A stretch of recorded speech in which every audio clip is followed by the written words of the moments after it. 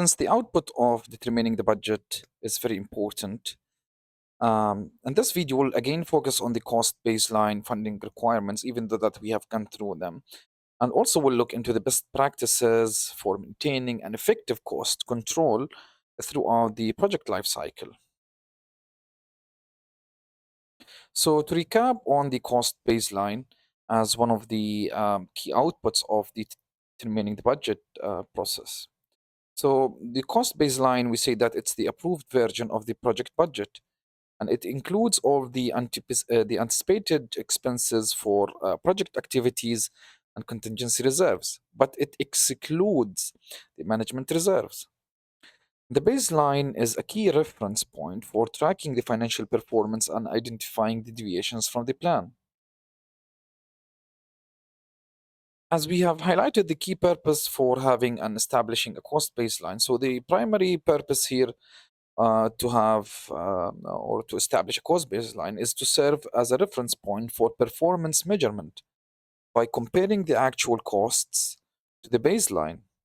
Project managers can identify any variances and implement corrective actions if needed and maintain the financial transparency and accountability. And to highlight the again the components of let's say the cost baseline, the cost baseline will have mainly three components or four components. So the cost baseline compromises the aggregated activity costs, contingency reserves for addressing identified risks, and time-phased distribution of these costs. And this phased approach allows for detailed monitoring and helps ensure for the financial readiness at each of the project stage.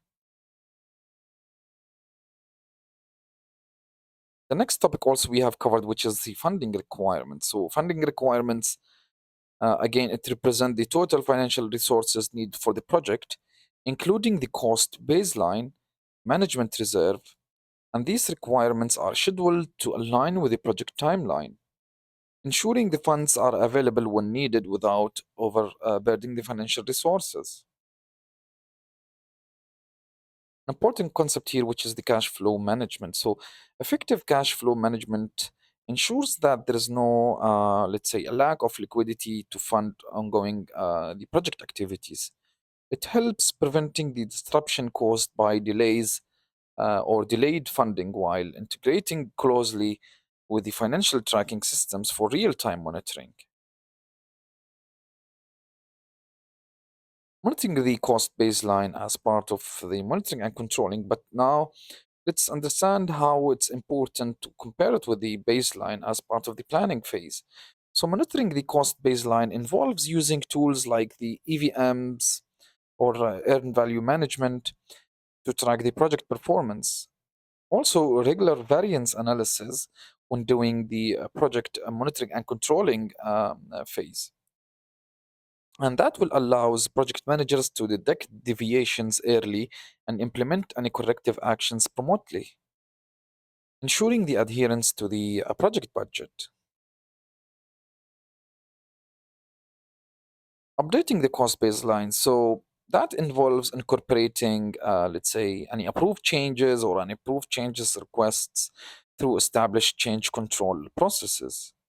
It may also require reassessing the contingency and management reserves and ensuring all of the stakeholders are aligned with the updates.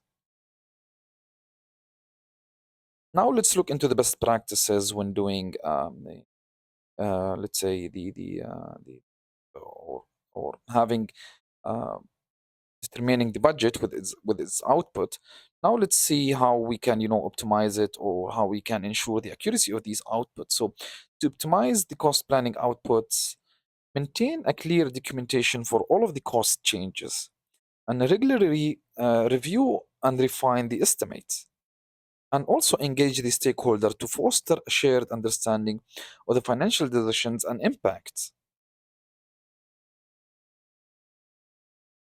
To summarize our session on the key outputs when determining the budget, the cost baseline serves as the foundation for financial performance tracking.